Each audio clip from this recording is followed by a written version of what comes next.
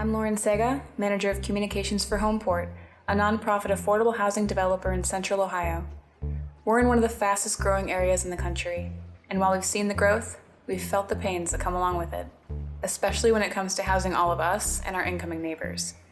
Each month, we're interviewing local experts on the issues, the barriers, and the solutions around housing and development, hoping to shed some light on how we got where we are and what we can do to create a future that houses everyone. This is Level With Us.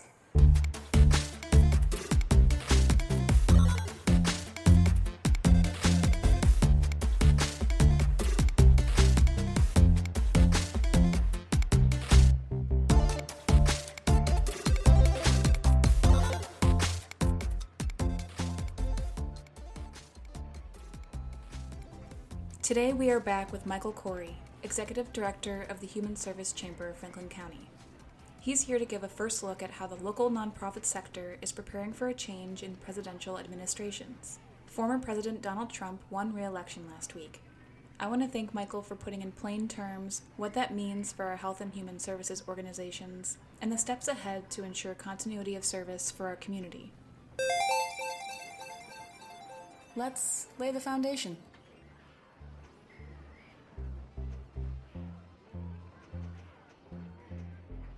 We actually just had a impromptu membership meeting with our organizations to try and get our finger on the pulse as much as we can of where they're at. The health and human services nonprofit sector here and across the country knows there are going to be enormous changes in funding, in policy, and in rhetoric. And that's all going to pose a substantial challenge for the sector, which was already facing a difficult landscape from a funding and workforce perspective going into next year, and now it's going to be on an issue-by-issue level. A lot of folks here and across the country, from the conversations and things I've read thus far, indicate there's going to be a lot of scrambling to prepare for the change that will happen quickly next year. The first round of the Trump administration wasn't the friendliest to the health and human services sector. That is not a secret. But there were significant limitations to what the Trump administration could achieve through policy because it didn't have a significant enough majority in the Senate to pass a lot of the things it wanted to pass. The most famous instance of this was the attempted repeal of a significant chunk of the Affordable Care Act, which failed when the late Senator John McCain voted to preserve it. The White House's party will not have that problem this time around. So there will be executive action in addition to agency changes, in addition to legislation and budgetary changes, which weren't feasible in the scale and scope that they will be this time around. But one of the things we talked about this morning was what areas of the health and human services sector are going to need to anticipate cuts in funding or changes to programs, if not elimination of programs.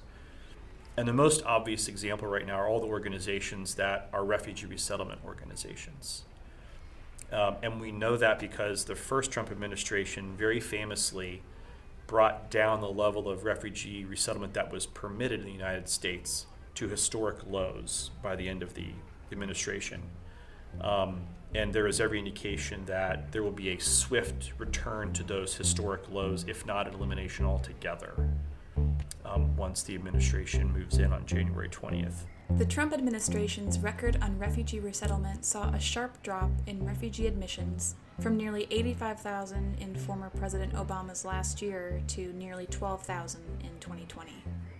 There's also anticipation that refugees and immigrants that are here with various temporary status are likely to have that status revoked quickly. And a lot of our membership, whether they're directly in the immigrant refugee space or not, is bracing for that. The federal government is a key driver of revenue and programming. And that's going to change in a way that it has not changed in the history of this country. there are always challenges no matter who's in Washington. There are always challenges no matter who's in the White House. There have been plenty of challenges over the last 4 years during the Biden administration that the sector's had to evolve to. In past White Houses, no matter the party, you always have to adjust to what's going on, and you have to figure it out, you have to advocate, you have to push and find the alliances to get things done. One of the open questions is, what will the legislative agenda be that pairs with the Trump administration's agenda? And the only guiding document that we have to look at to get a sense of that is something called Project 2025, which is a voluminous agenda, for lack of a better word, that highlights many of the changes that folks around the Trump administration and certainly within it will likely want to pursue.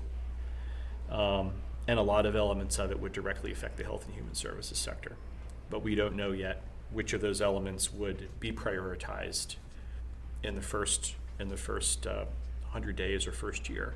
An element of helping people find housing is called rapid rehousing. An element is not the appropriate word. A program, a strategy that is funded by the federal government to help house people is called rapid rehousing. And Project 2025 would eliminate funding for those efforts. And now it's time to level up.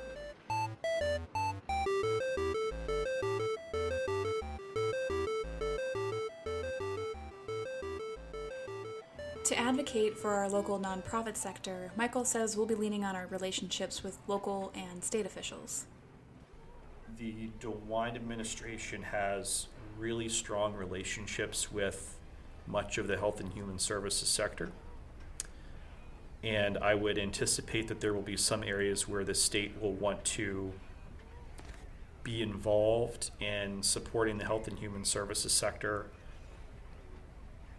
For example, the DeWine administration cares deeply about children and has been a body of government, an office of government that has cared about food access, particularly for children.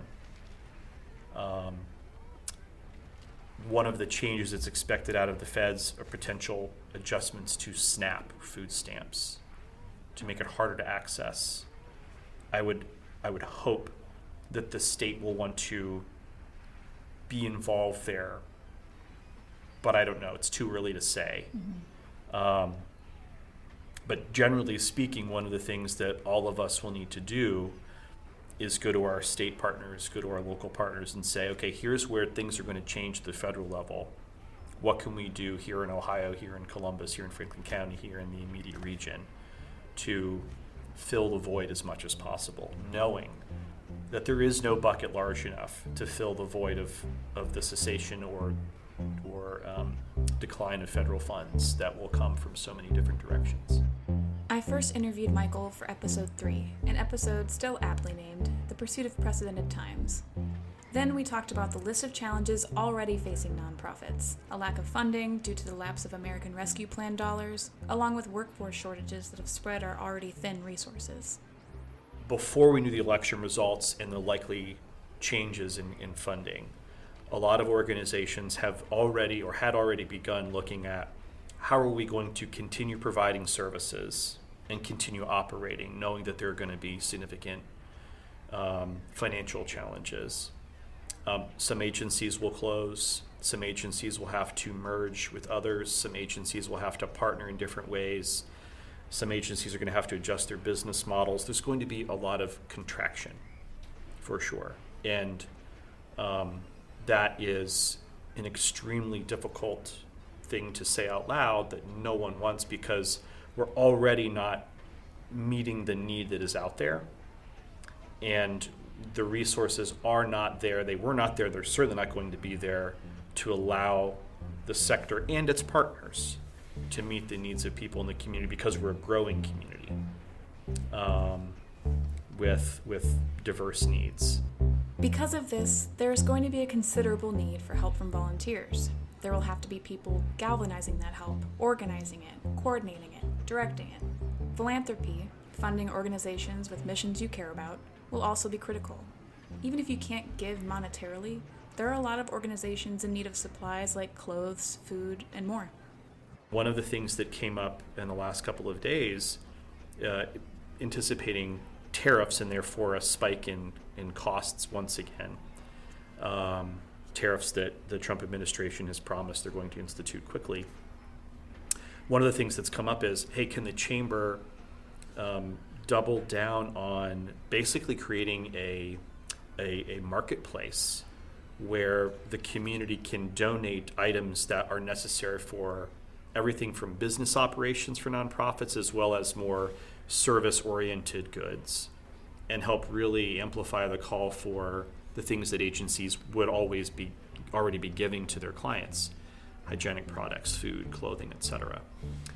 And I think that's a small example of something that will be helpful for communities to be able to do. In addition to generosity of time and money, advocacy will be an important step.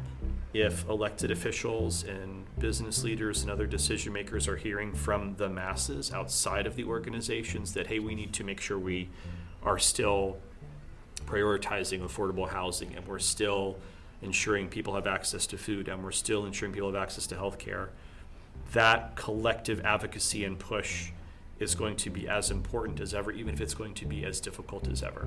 Ultimately, Michael says, it'll be about looking out for your neighbors and community at large.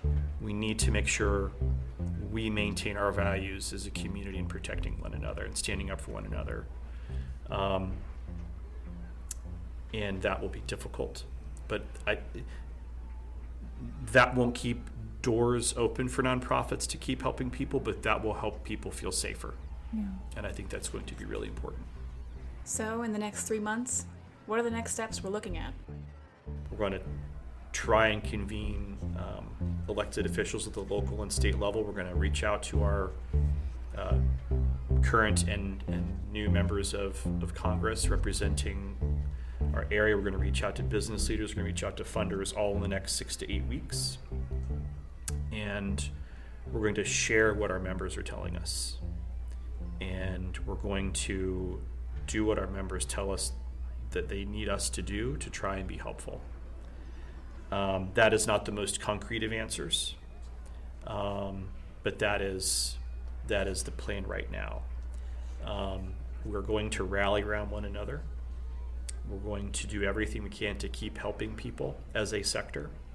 That was a resounding message of this morning's meeting. We're going to figure this out. We're going to work together. We're going to try whatever we need to try to keep helping people and keeping people safe.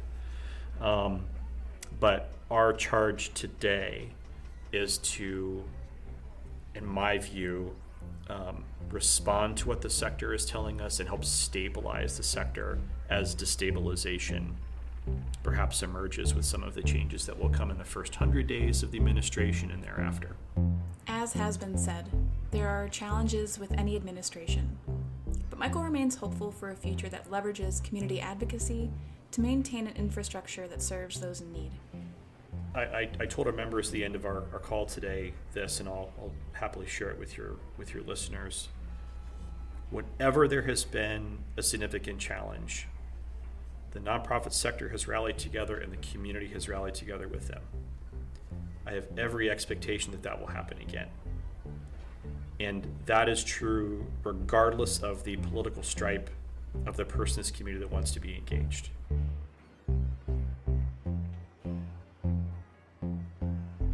Level With Us is brought to you by Homeport and is recorded, mixed, and edited by Lauren Sega. All sources are in the show notes. Homeport creates strong communities by developing quality, affordable homes on a cornerstone of dignity, security, and opportunity. To learn more, or if you'd like to support our mission, visit us at homeportohio.org.